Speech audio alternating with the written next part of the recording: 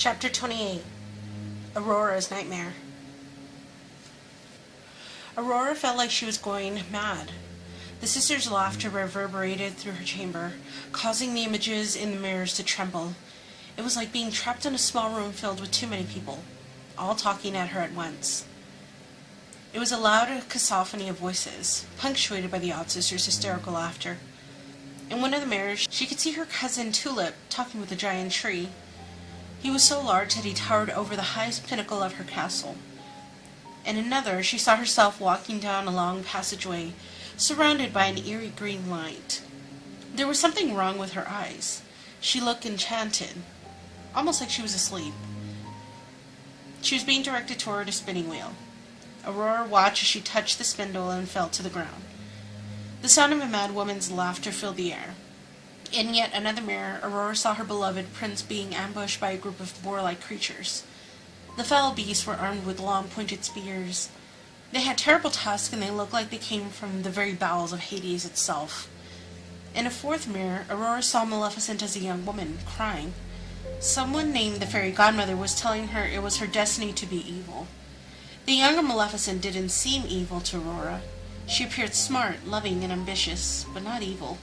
In another mirror, Aurora saw younger versions of the three good fairies putting a raven in a cage, while in another still, she saw the fairies fighting over the color of a dress they had made for her. Elsewhere, she saw Maleficent speaking to an old woman with silver hair, begging for the woman's help with the spell so that Aurora would never wake. The images wouldn't stop. They just kept flashing before her eyes, sometimes too fast for her to understand what was happening. The voices were all speaking at once in a deafening clamor. Aurora saw a young man in a sky-blue velvet jacket, with ribbons pacing back and forth in a garden, practicing the words, "I love you, Tulip. Will you marry me?" over and over. All the scenes were running over each other and creating the most unbearable noise. "Stop!" Aurora finally yelled. For a moment, everything went still. Then, just as suddenly, the mirrors turned black. The mirror chamber was eerily quiet, almost too quiet after all the noise. "Show me my christening," she said, and watched as the scene appeared in a mirror. Maleficent was standing in her mother and father's court. She looked hauntingly beautiful in her long black and purple robes. Her horns and head were covered in a tight black cowl, creating a menacing effect. This fairy seemed like a completely different person from the teenage Maleficent Aurora had seen in the other mirror. She embodied the spirit of evil. As the dark fairy addressed the court, acknowledging everyone assembled, Aurora could tell Maleficent was angry and hurt. Even though she was stoic and spoke in a pleasant voice, her words were bitter and dripping with despair. "I really felt quite distressed at not receiving an invitation," she said. It was made clear to the dark fairy that it wasn't a mistake that she had been invited. "You weren't wanted," Merryweather shouted, trying to charge at the dark fairy with her wand drawn. Her friends Flora and Fauna struggled to keep her back. "Not wanted? Ah, oh dear. What an awkward situation. I had hoped it was merely due to some oversight," the dark fairy said, stroking her raven Diablo with a sly smile. "Well, in that event, I'd best be on my way."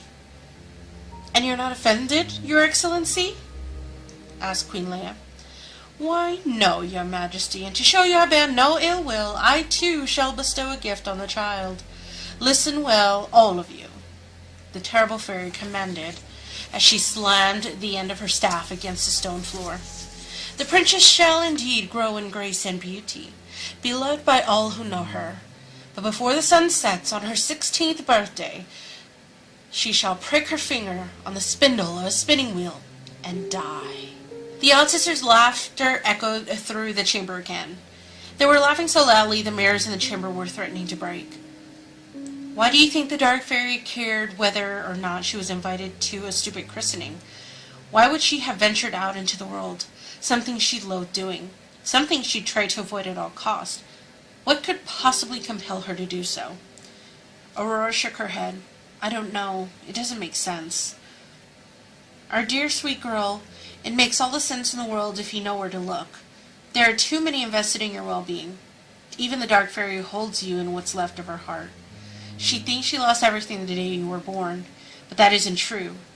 If she didn't still have some part of her old self within her, she wouldn't want to protect you. She tried to kill me, the princess cried. She tried to kill you for your own protection. It's degenerative, our dear sweet Rose. Don't you see? We took almost everything that day, but she held on to what was left. She held on to that tiny shining light within her heart.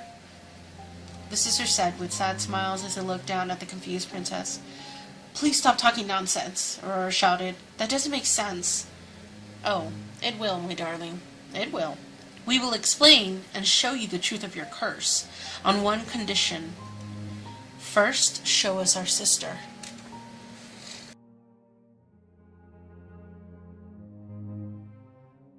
Chapter 29. Witches on Trial. Tulip and Popinjay were waiting in the garden. Everything had been arranged to welcome the fairy godmother and the three good fairies. Violet brought them a lovely pot of tea accompanied by little finger sandwiches, scones, and tiny tea cakes in pastel colors. Tulip was happy it was a bright, clear day. She could see all the way to the cliffs, where the wild, overgrown vines seemed to be lying in wait for Maleficent to come out of the safety of Morningstar Castle. It's so eerie, isn't it? I wonder why those vines didn't follow her into the castle. Popinjay thought perhaps he knew. Oberon, did you have something to do with that? Oberon's sonorous laugh echoed in their chest. You're a clever one, Popinjay. I did indeed. I wonder why Nanny didn't think to do anything about the vines herself, or Circe. Tulip thought aloud. They have many other things to occupy them, little one, Oberon said. And I am happy to help. Tulip was just starting to let everything that had happened over the last several days sink in. She hadn't actually had a moment to just sit down and think for what felt like many ages. Don't fret, little one. You're handling all of this very well. And you have a good partner in Popinjay here. He may not speak much, but I can see he loves you more than anything in the world, Oberon said, smiling.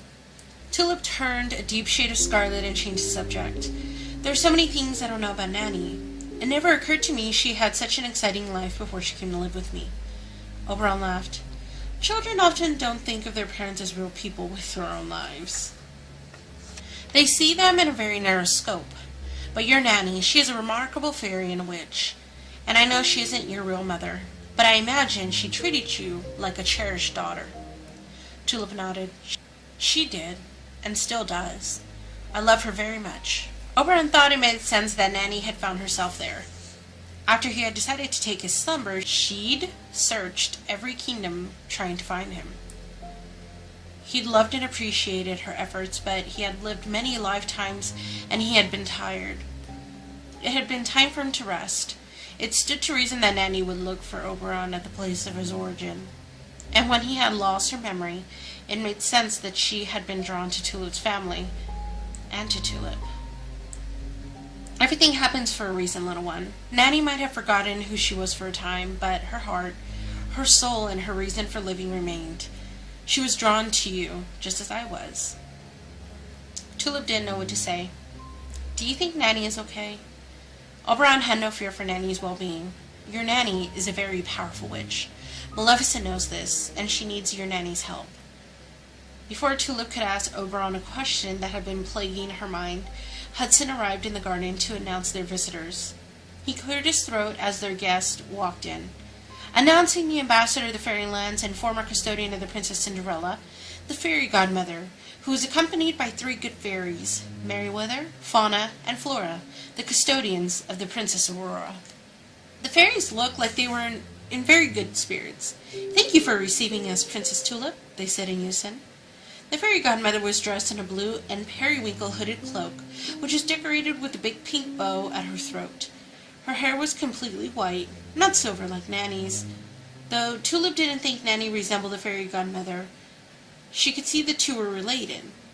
They had the same powdery soft skin and grandmotherly quality about them. The three good fairies followed closely behind the eldest fairy. Merryweather was in a long blue gown, Fauna was in green, and Flora was in a red and gold gown. All three of them were wearing witches' hats and sashes that kept them securely on their heads. Tulip found that amusing. Welcome to my court. I'm sorry my mother and father are not here to greet you. Merryweather looked stricken, and Tulip realized her mistake. Oh, I'm sorry. I wasn't thinking. I didn't mean...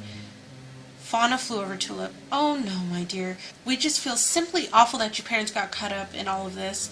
You have nothing to apologize for. We are the ones who are here to beg for your forgiveness. Tulip was confused. I thought you were here to discuss the old sisters.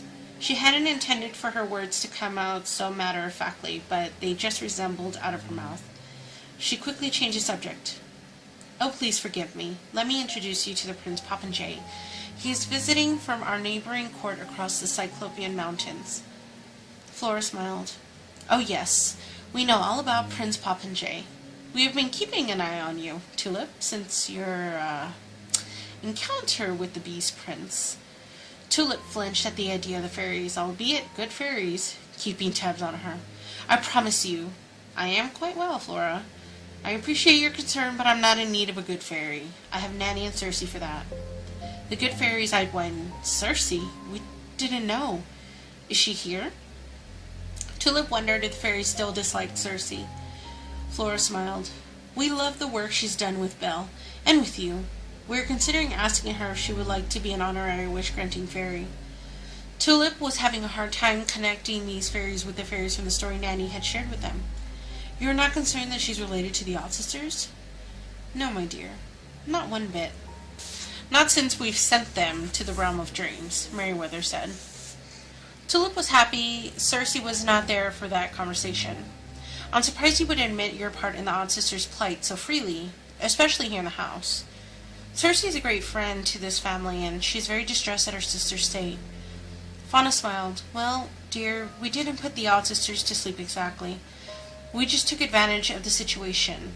They were already exhausted by their ordeal with Ursula, and we just thought it would be better if they stayed asleep for a while rather than waking when they regained their powers.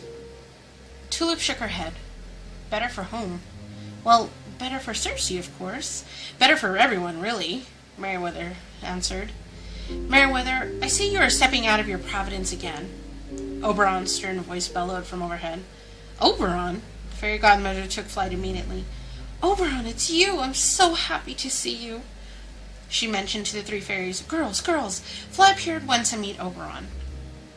The good fairies were beyond excited. We are so honored to meet you, King Oberon. The giant tree lord smiled at them. Yes, little ones, I am happy to meet you as well. Calm down. There are many matters to discuss, many problems for us to solve, but everything should be done in the proper order. First, we have to discuss the matter of the Odd Sisters. Why have you put them in the realm of dreams? That's not allowed without my permission. The fairy godmother seemed to be thinking it over. I didn't know you had returned until just now, Great One. True.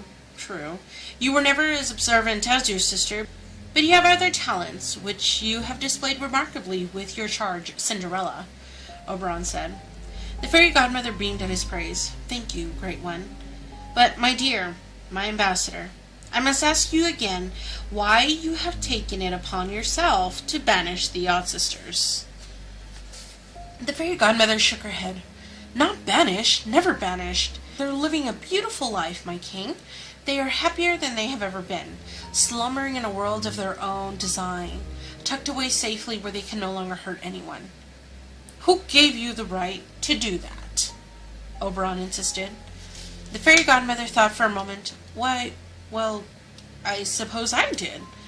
They have been doing the most terrible things, Great One. They nearly killed Snow White and drove her mother mad. Merryweather chimed in. Then they almost killed Belle with a foul spell they put on the wolves in the Beastlands. Not to mention how they conspired to kill Ariel and her father, King Triton, and the fairy godmother can tell you firsthand the part they played in Cinderella's story. Yes, I know all of this, and something must be done, Oberon agreed. But my concern is with you, my dearest fairy godmother. Why do you feel it's your job to protect all of these girls, to interfere, even with Tulip here? You've been watching her even though she has been with your sister all this time. I didn't know Tulip was her charge. I stopped feeling my sister in the world after she helped me repair the fairylands. I had no idea it was because she had lost her memory. But once my sister started to remember who she was, I started to feel her in the world once again. The fairy godmother stopped for a moment, considering what she was going to say next. "Excuse me, my lord, but when did it become a crime to protect young princesses from harm?" Oberon thought there was logic in her question. Technically, she was correct. It was a wish-granting fairy's right to look after those in need. And then it became clear to him what bothered him most. "It's not, my dear, it's not. But let me ask you one thing. Why didn't you find it in your heart to help Maleficent when she was just a tiny little thing left alone in the crow tree?" The fairy godmother's face dropped. "You've been speaking to my sister." Oberon laughed his loud, thunderous laugh, though this time it didn't seem he was happy, but instead disappointed. "No, my dear. I saw everything while I slept. I saw all. You left an abandoned child alone to fend for herself. You did everything you could to keep her from flourishing." The fairy godmother's face is stricken with grief. "It's true. Everything you've said is true, and I just feel horrible about it." The three good fairies joined in. It was like they were singing a cacophonous song of apology. "Oh, we're sorry too, we really are. We've been trying to do good work in the kingdoms to make up for our part in Maleficent's descent into darkness." Oberon considered their words and found truth in them. "I see you are all trying to make up for what happened with Maleficent." He turned to the fairy godmother. "And you especially seem to understand it was your words that day that brought about the prophecy." The fairy godmother looked down ashamed and filled with grief. "I do." "Then perhaps there is hope for the sleeping princess after all. Perhaps in the admission of your mistakes, Maleficent will see her way to redemption." The fairy godmother shook her head. "Oh no, not Maleficent. I don't think so. You know, she cursed the Princess Aurora to prick her finger on a spindle and die. She would be dead now if it weren't for the good fairies changing the curse to a sleeping curse. And now she intends to kill Prince Philip to keep him from breaking it." Oberon laughed. Countless stories like this have been told over the years, and how do they end? Always in misery for the wicked queen or witch, always with death, and always she was wronged in some way, by something or some person who set her on this path. It breaks my heart to have to stand against Maleficent, even more so now that you've confirmed it was you who caused this. My only hope is that Maleficent will find a way to redeem herself. My only hope is that she spares the prince and wakes the sleeping princess, but I fear that will not happen.